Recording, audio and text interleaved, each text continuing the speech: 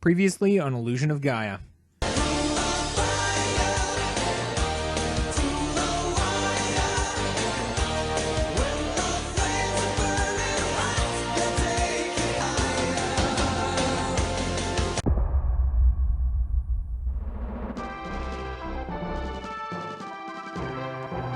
Hello once more, and welcome to the final installment of Nathan Plays Illusion of Gaia. My name is Nathan, and this is Illusion of Gaia on the Super Nintendo. Part 16. You heard me right, the very last episode. In the one prior to this, we explored the pyramid, we fought a remarkably well-preserved queen of the mummies or something, and we found out that Neil has another plane ready to take us to the Tower of Babel, where it all started so long ago. Everything comes full circle in a brilliant and beautiful way, I suppose.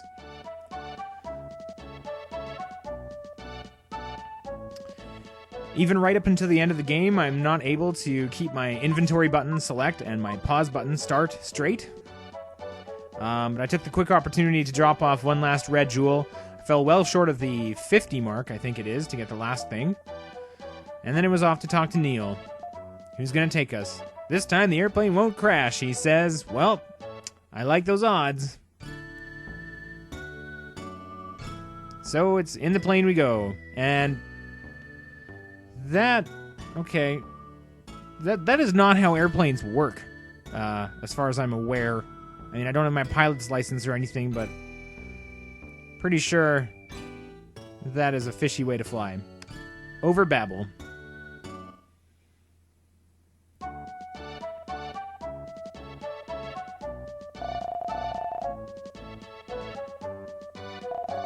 Once again, Neil, even though this is his second airplane, has not thought to build in any extra seats, and so I'm forced to grab onto the wing. I give him a last bit of encouragement. Eric says goodbye and invites me back to my hometown when it's all said and done. It's a little bittersweet, this moment. Eric reflects on how they all found something. Seth got turned into a giant fish, I think. Remember that?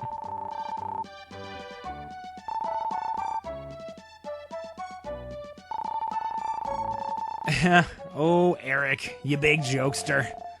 Huh, just like Eric.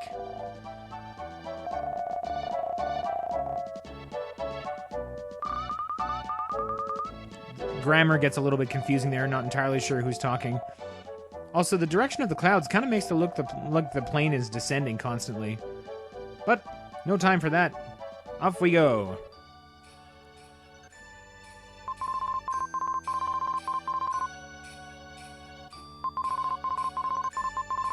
Oh, looks like somebody else jumped out too.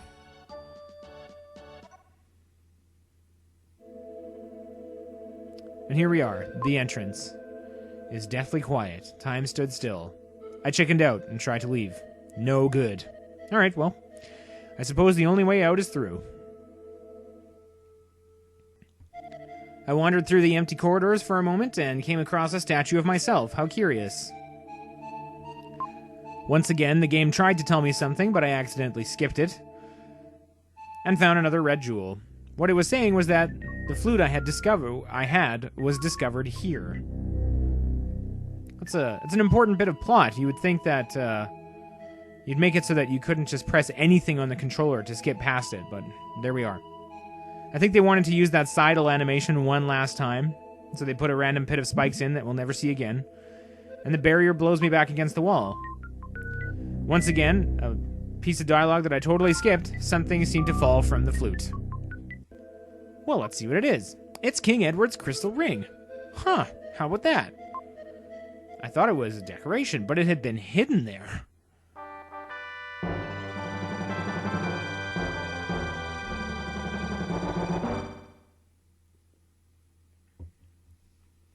Okay, I have one of those now. What is it? Ring hidden in flute. Okay. So I put it on and examined it. Turns out the ring allows me to pass through the barrier. Not bad. But suddenly, that purple dialogue. Who could it be but Kara?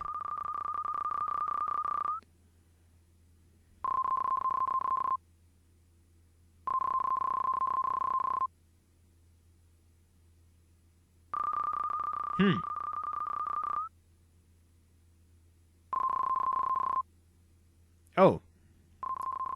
I actually don't remember finding any kind of ring in the ship, but, I guess I did? That was a long time ago. Anyway, Will decides that, we should stick together, so off we go.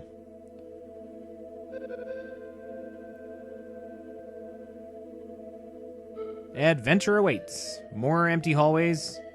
Ooh, who's this? Some creepy flames are here to give you a little bit of backstory about the comet.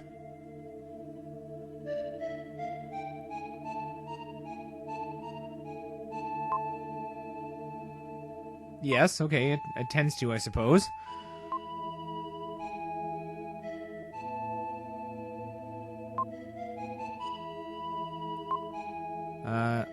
Generally, these things, it turns out, have really nothing useful to say. But the comet is some sort of form of consciousness that will cause the Earth to evolve. Perhaps into that crowded, urbanized area that we got a glimpse of earlier. More hallways, more statues.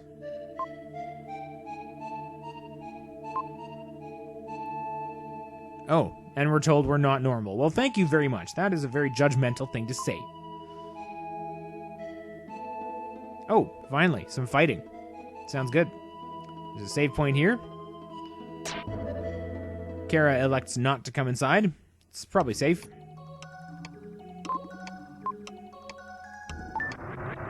And Gaia has nothing to add. Well, let's go see what's in the room. Actually, first of all, I had to check out the rest of the corridor, just to make sure there wasn't anything cool that I was missing. There's another barrier. I suppose the room is next. Oh boy. It's a boss rush, ladies and gentlemen. It appears as though we're going to get to refight all of the bosses in the game. Only this time, as Shadow, apparently. Unfortunately, by this point I had completely forgotten how to properly fight this thing, and it kind of kicked my butt.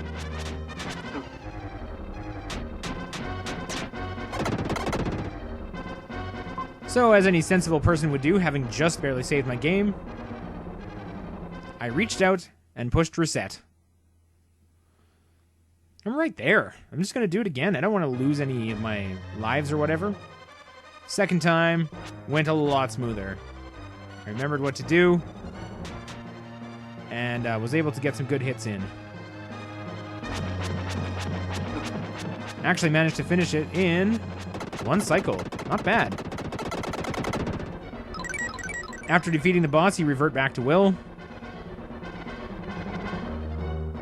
Everything goes a little helter-skelter, and the doorway vanishes.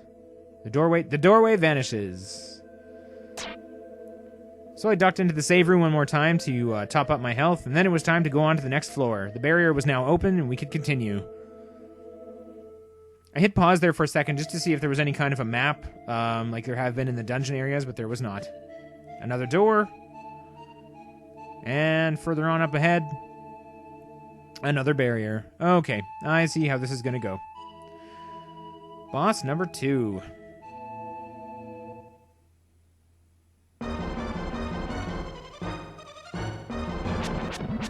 It was the bird thing again, and it was pretty much just as easy as last time. A minimum of fuss got me through this battle. Of course, I nipped back downstairs to fill up on health one more time. And then continued on to the next floor. Oh.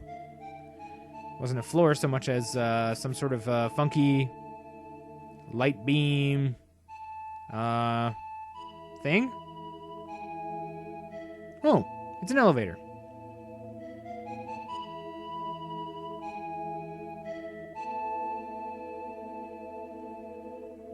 I thought Kara had been lost for a second, but she's just kind of on the other side of me there.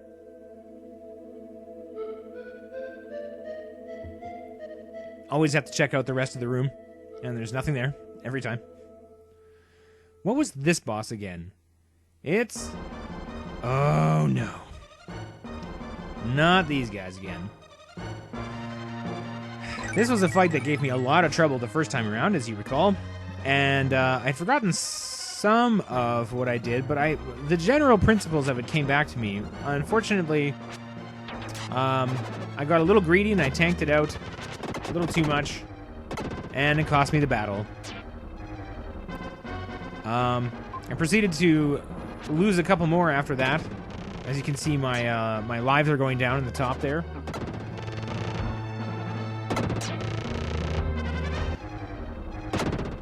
And I really was doing my best to try and recover, but finally I made some headway. Made some smart moves and managed to finish them both off.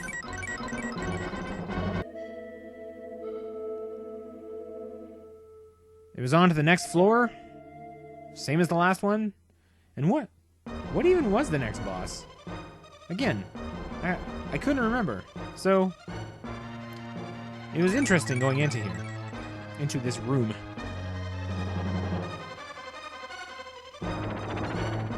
Oh, that's right! Sandfanger! Piece of cake.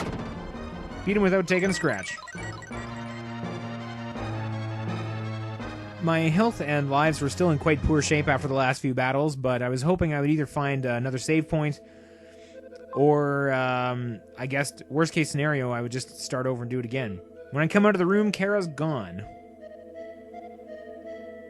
And in the next area, the bird boss is here. Hey, guy. He's going to take me to the top floor. Or at least near enough to it. Not quite the top floor, as we'll find out. Spoilers. That was awfully nice of him. Didn't have to do that, and he did. Let's see, where do I... Oh, there's a doorway. Blends in. Kara's still not around. But we have another door and another barrier.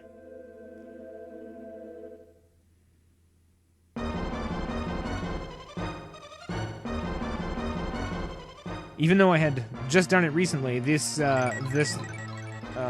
area didn't really give me a clue as to who I'd be facing next. And then I remembered, oh yeah, it's the mummy lady. This fight didn't really go super well, honestly. I didn't have a lot of health to start off with, so the first one was kind of a throwaway.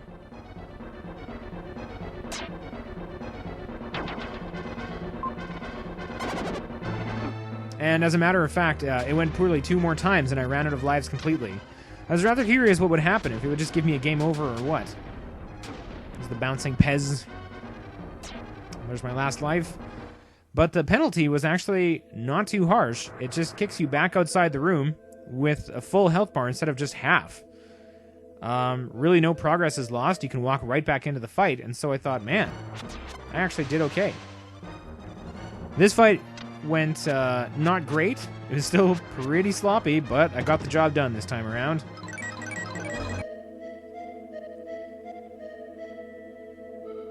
And in the next elevator area, it's... Whoa, hey! Get out of here! What do you want? Oh. He's here to take me to the top of the thing. Like the elevator was out of order, I guess? No, the lights are still working. Again, he didn't have to. It was nice of him. Oh, Kara's back. Hi, Kara. She's not making a huge amount of sense. But apparently, getting rid of that comment is going to solve all of our problems. The statues changed to shadow statues. And there's a flame here that will send me back to Dow Village if I have any unfinished business. This is the point of no return. I elected not to save my game here because I was out of lives and I wasn't sure if I was going to need that going into the final battle. Gaia has some words of wisdom as well. Aw, gonna miss ya.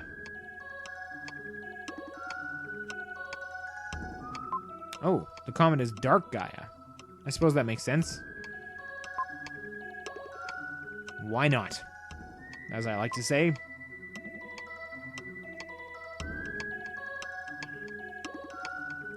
Anyway, I didn't save because I just wasn't sure if I should commit to going into the final fight with no lives left. Even though restarting without lives seems to be a little bit better off for you, the player, than not. I took my chances.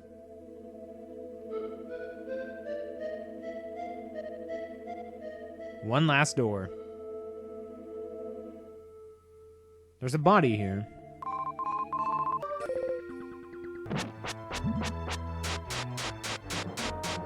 Whoa. Wow.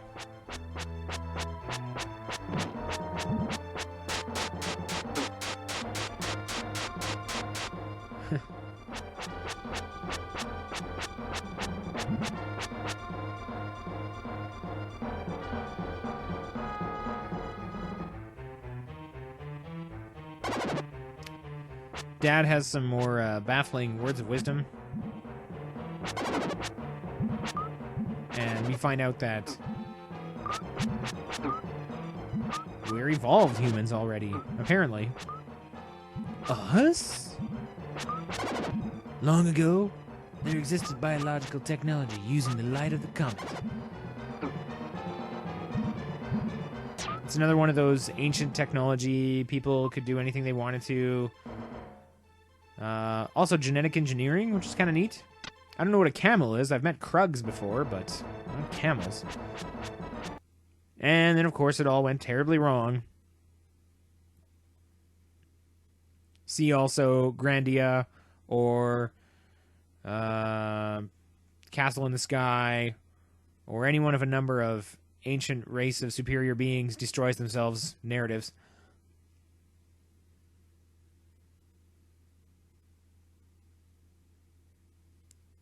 And with his speech concluded, he gives me the final mystic statue.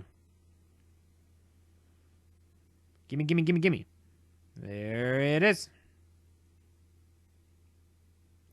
I definitely had to work for that one.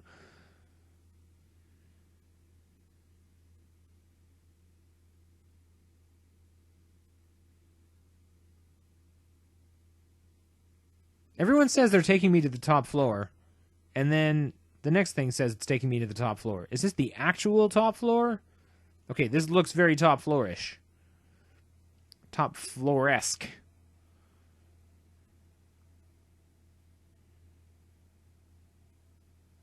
Still talking about comets being demons or something.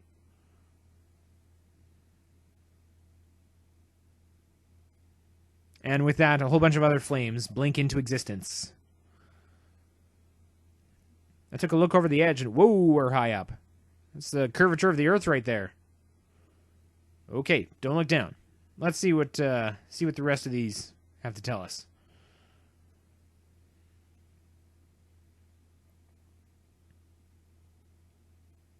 Oh. It's Neil's mom. Hey, sorry I wasn't able to solve the mystery of what the heck even happened to you. Hamlet's here. Oh, Hamlet. Too soon. I haven't healed yet. I think that's meant to be the guy that you did the drinking game against. Seth is here? How's being a fish, Seth? Do you want to talk about that? What happened there? No? Neil's dad is here too. Everyone we've lost along the way. Very poignant. At last, says Dad, the time is near.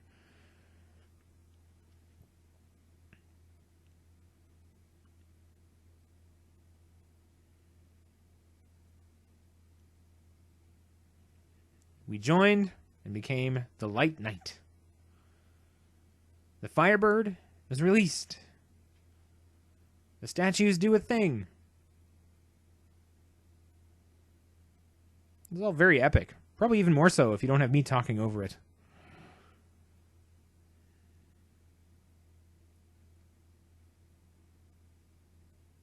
But I'm going to anyway. Now you must go to the comet. All right. Whoa. At this point, I was honestly worried I'd have to do like a vertical scrolling shooter segment, but I couldn't move. This is just a cutscene.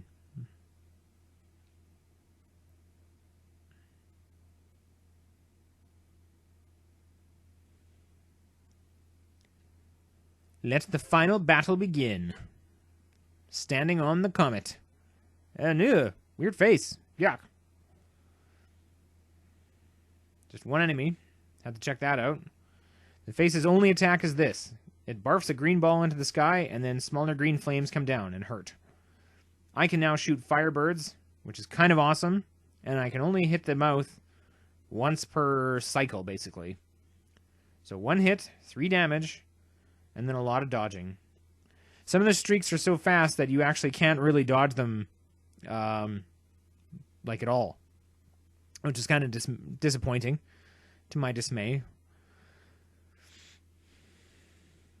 Even though you can only hit him once, and there's a pretty wide window, like it's easy to see, I felt compelled to mash on the button anyway, so I do that a lot.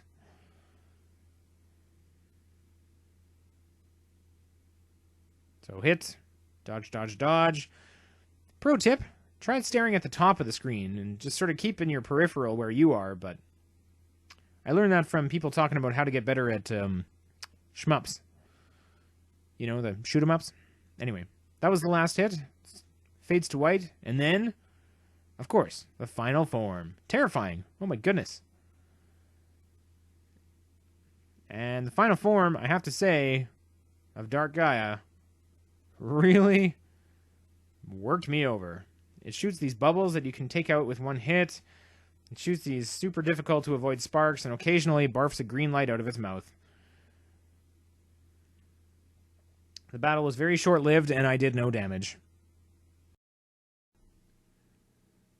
Dying doesn't send you back very far, but it's far enough, because it means repeating the very tedious first portion of the fight against that face.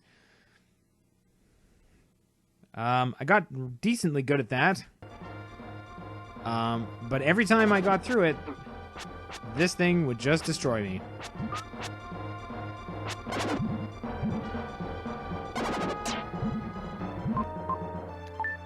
Oh, at one point, in desperation, I hunted through my items and tested out what the apple did. Turns out, it restores exactly 1 little point of health.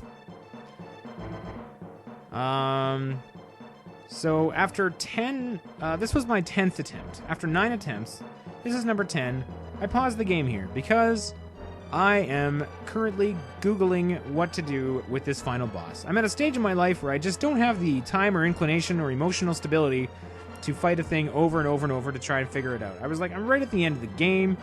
You know, I'm tired. I want to have done with it. So I'm just going to look up what I need to do. And there was one hint that I found pretty quickly. And it was the only hint I needed. And that hint reminded me of the aura. The thing I had completely overlooked, that I totally forgot that I can do, is melt into a puddle of water. First of all, if timed properly, it makes going through this phase a little bit easier. Because you just sort of wait, and if you see a bolt of green fire streaking toward you, you just melt out of the way. You have a long invincibility period while you do that, and you have plenty of time to reform and be able to hit the mouth. So that was a cinch. And then coming to this part, now that I can do the aura, anytime danger was even remote... Well, okay, that one got me. But after that, anytime danger was remotely close, you just aura. And it walks right past you. Here come the sparks. Aura. And, as a benefit, when you reform, you take out the little bubbles as well. So it's really easy to keep those things clear. I thought they would gang up on me, but it wasn't a big deal at all.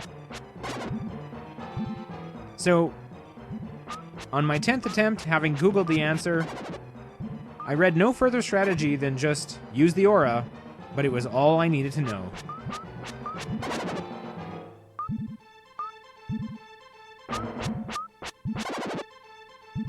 I kept thinking, it takes so long for the mouth to open. Like, I had figured out at some point that you have to hit it in the mouth, but it takes forever. And I wondered if I was missing something to be able to make the mouth open. As far as I can tell, it's just time. You just have to take the time.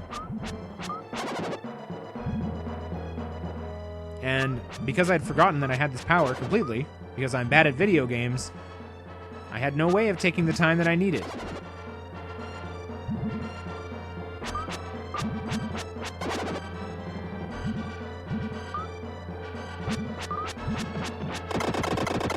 There you go. Easy once you know how. And Dark Gaia is defeated. The sinister comet is done. And Kara and Will find themselves standing on its surface, staring at the Earth. This part of the game, there's a very long epilogue here, and all of the text is unskippable and moves at the pace that you see on the screen. Your father's spirit shows up to deliver some more background, some exposition on what just happened. And I'm going to give you the abridged version. I hope that doesn't offend you because it is just incredibly long. Will's mother shows up as well.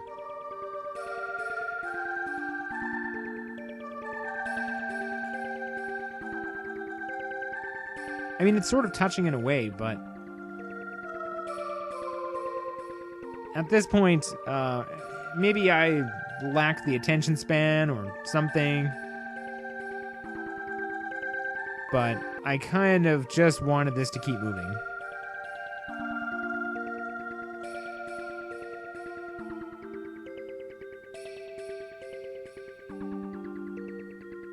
I tried my best to pluck out the most important lines of dialogue. I've skipped over quite a bit of stuff, though. Please, feel free to get in touch with me, leave a comment or something if you'd like me to put up the unabridged ending. For now, we're going with this. Will's father gets Will to look at the map that apparently I've been carrying around. And even this just takes a long time. It goes through a few different stages of transformation before ending up at the Earth we know and love.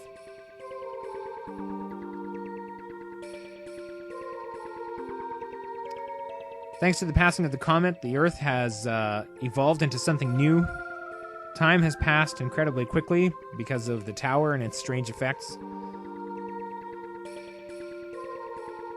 Actually, it hasn't so much evolved as returned to its original condition. I'm not sure if that's what evolution means, but okay.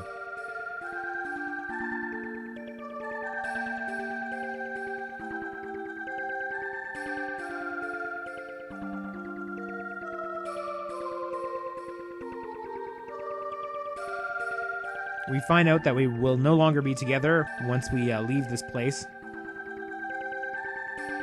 Well, that's a little sad, I guess.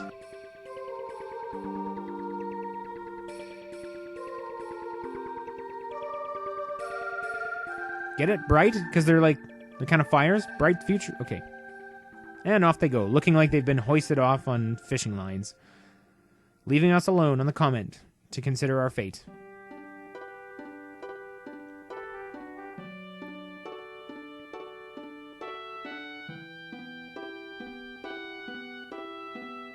Kara wants to take in the moment.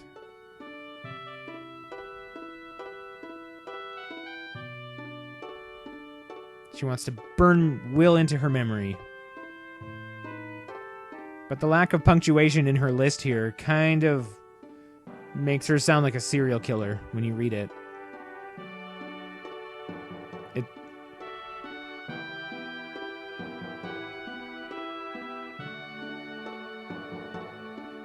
Will takes a tentative step toward her.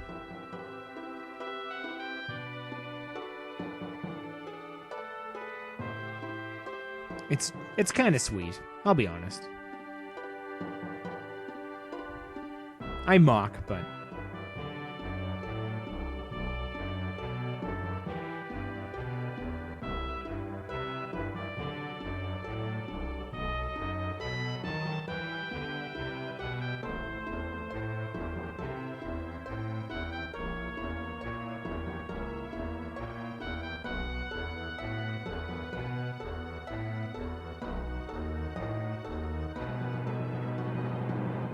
And with that, Will decides, let's go to Earth.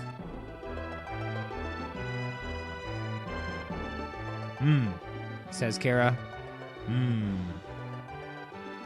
After one last longing look at the planet, Kara somehow disappears into Will, and he turns into shadow to fly back.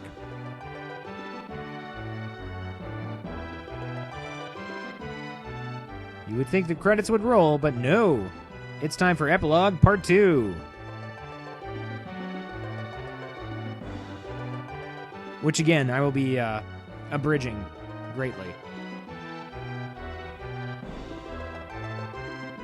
The Earth's look had changed, but glowing in the sky, it was as beautiful as ever. I don't know, I'm glossing over some stuff about all the rivers being turned into roads and things. Tomorrow morning, Kara and I will start our new lives.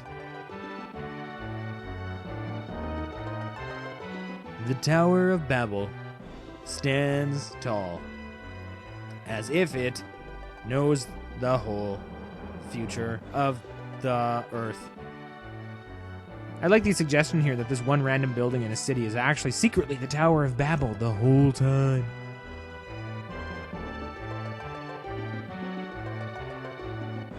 And with that, we fade to black.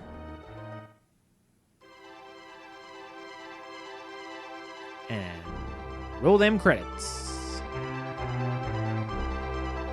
So there we go. The Illusion of Gaia. That was that.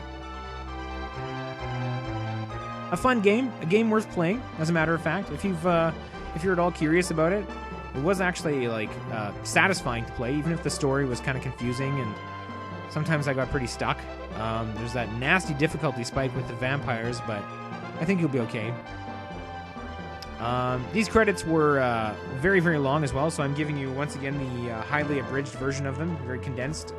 But what they do is, as you can see, sort of do a cutesy little retelling of the general story of the game. From my first meeting Kara at the castle, the time we were in the desert, you know, just wandering around there with the camels or something. And culminating in a very, I'm going to say it's an adorable little scene at the end here. Wait for it. Oh, come on. Come on. That's cute. I don't mind telling you that. And then, what's this? A post-credits scene. Will looking like a modern sort of teenager in what must be a school hallway. Class is over. Please be careful. Crossing the street. This is crucial information. This recontextualizes the whole game. Pay attention. We have had a lot of traffic accidents lately.